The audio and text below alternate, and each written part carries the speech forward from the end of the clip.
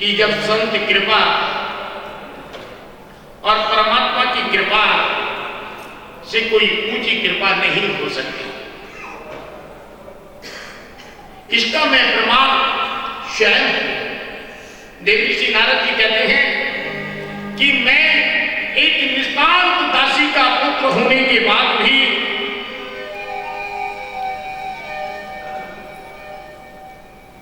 मेरे पिताजी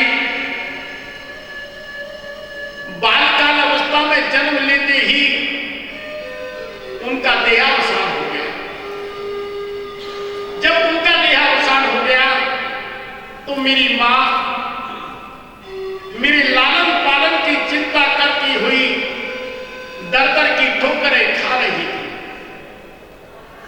मैं देवऋषि नारद जी के पूर्व जन्म की कथा आपको सुना रहा हूं। देवऋषि नारद जी कहते हैं व्यास जी से कि महाराज श्रीमद् भागवत कथा का लेखन जन जन में प्रचार कैसे नहीं हो सकता,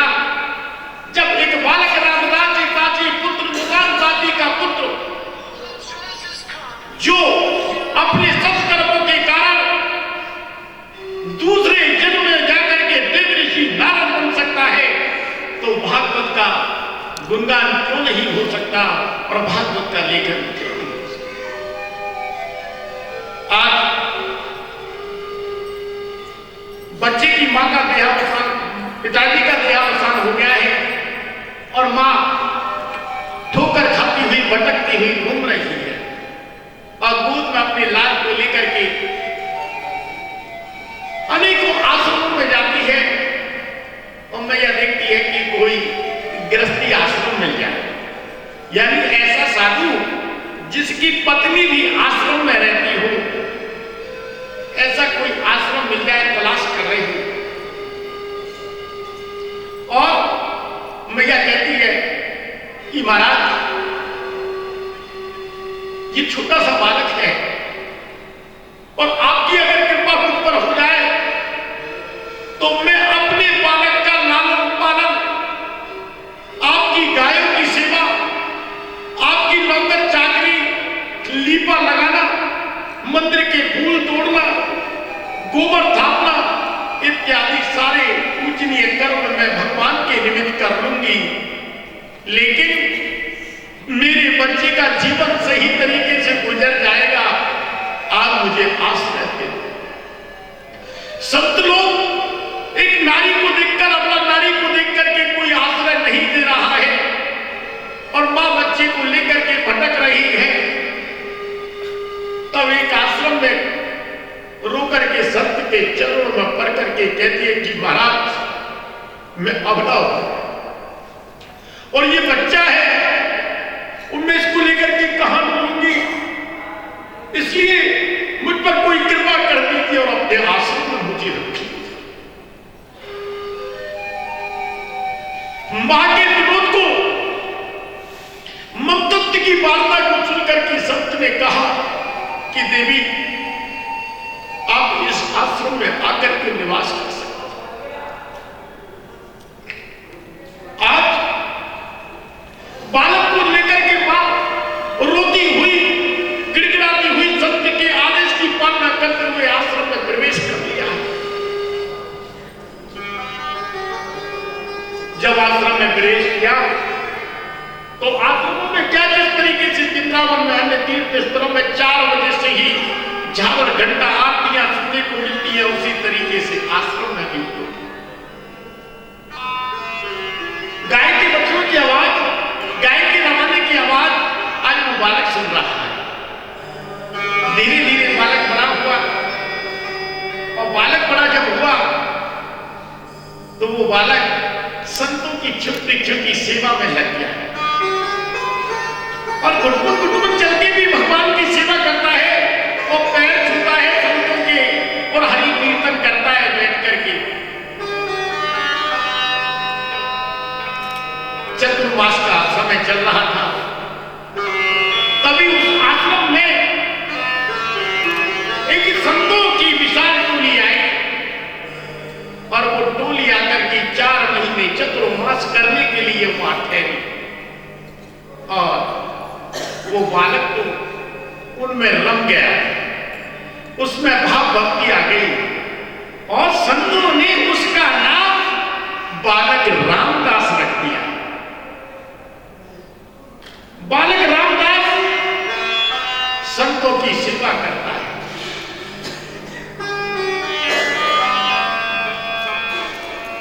और संतों की सेवा करते करते करते करते बड़ा हो गया थोड़ा, और बड़ा होने के बाद संत लोग जब भी कीर्तन करें और बालक रामदास तो कीर्तन में भी नाचे और संतों की सेवा करे। लेकिन उनको पता पड़ा बालक को, रामदास को, कि 4 महीने बीतने वाले हैं और ये संत लोग तो मुझे छोड़ करके चले जाएंगे वृंदावन धाम, तो मेरा जीवन कैसे निकले। आप बालक रामदास संतों के गले लग करके पैरों में पड़ करके कहता है कि महाराज आप कुछ दिन बाद वृंदावन चले जाओगे, तो प्रभु मुझे वृंदावन धाम में अपने साथ ले जाना है, तो याद ही रह सकता। संत लोग कहते हैं बेटा कि हम आपको अवश्य ले जाएंगे। बोले कहते हैं वो बच्चा कहता है कि महाराज मुझे तो वैराग कर गया, वो मुझे तो भगवान की भक्ति करनी है, आप तो मुझे वृंदावन धाम अपने साथ ले चलो। ये बातें माता को पता पड़ी, उनकी मां को पता पड़ी, तो मां भी रो रही है, संतों के चरणों में पड़ करके कहती है मां कि भगवान इनको मत ले जाना, इनके पिता का देहावसान तो छोटी सी बाल उम्र का हो गया, जब जन्म लिया तभी हो गया, और मैं अगला नानी कहां घूमूंगी, एक ही मेरा सहारा है। संतों के चरणों में उधर मां पड़ रही है, उधर बेटा पड़ रहा है। संत क्या करे, बड़ी विडंबना में फंस गए। मां कहती है महाराज आप कैसे भी उपाय करके ये बालक यहीं पर रहना चाहिए, ऐसा कोई उपाय करना। और बालक रामदास कोने में सब वार्तालाप सुन रहा है और सुनते सुनते कहता है कि हे प्रभु मेरी पूजा मेरी भक्ति में ये कहां परेशानी आ रही है। प्रभु आपको बुरा तो लगेगा, मेरी मां को भी आप उठाने को हरि कीर्तन करने के लिए जीवन को सौंप दो। तब संतों ने बच्चे को गले लगा करके कहा बेटा पिता का ऋण तो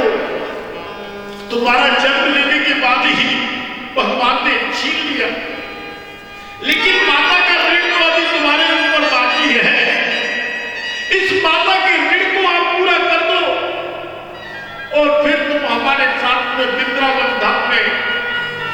आ जाना। तभी पटक पटक करके रामदास बोलता है कि महाराज ऐसा मत करो, मुझे लेकर के चलो। तब उसे गले लगा करके संत लोग समझाते हैं, संत समझाते हैं कि बेटा आपको हम अवश्य ले जाएंगे, लेकिन आपका जो पितृदेव ऋण है वो अभी बाकी है। जब पितृदेव ऋण आपका पूरा हो जाएगा तब आपको अवश्य ले जाएंगे।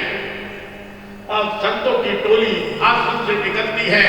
और रामदास को पटक पटक पटक पटक करके रोता है। वो रोता है, कहता है कि भगवान ये गलत बात है कि मैं सोच रहा हूं तो गलत सोच रहा हूं,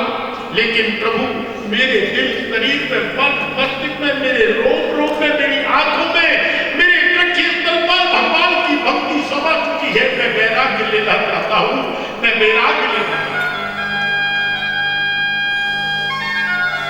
आज बालक रामदास रो रहा है और संतों की टोली को विदा करते करते कह रहा है कि प्रभु भक्ति के लिए मुझे भी बहुत बड़ा त्याग करना पड़ेगा। संत लोग चले जाते हैं और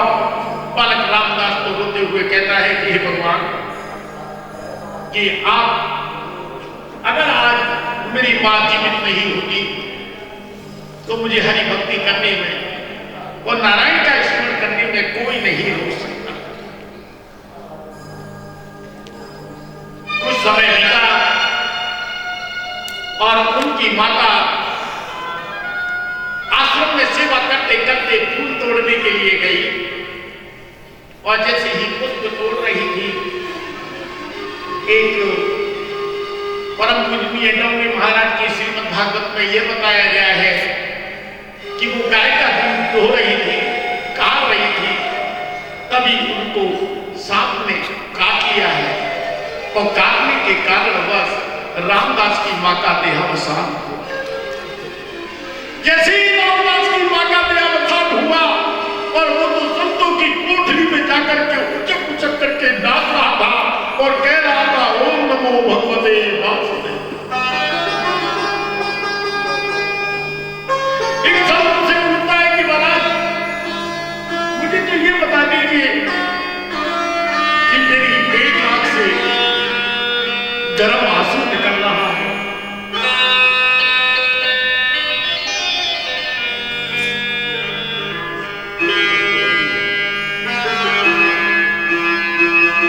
और दूसरी आंख से, एक आंख से ठंडा और दूसरी आंख से गर्म आंसू निकल रहा है, इसका कारण क्या है? तो वो कहते हैं सर कि बेटा, एक आंख से जो ठंडा आंसू निकल रहा है वो तो आपको सुख की प्राप्ति का है और भगवान की प्राप्ति का वास आपको तुरंत मिलने वाला है और मिल गया है, इसलिए ये ठंडा आंसू निकल रहा है कि तुम खुशी से उमंग से झूम रहे हो और कह रहे हो कि अब मेरे पीछे कुछ भी नहीं है मेरे सिवाय, अब भगवान के सिवाय, मेरी भक्ति के सिवाय कुछ नहीं। और गर्म आंसू इसलिए आ रहे हैं कि मैंने जन्म लेने के बाद पिता के सही तरीके से दर्शन नहीं करे और मां भी मुझे छोड़ करके चली गई है, तो मेरे हृदय में थोड़ा सा दुख हो रहा है, आपके हृदय में थोड़ा सा दुख हो रहा है, इसलिए आप आंसू आ रहे हैं। बोलो वृंदावन बिहारी लाल की जय।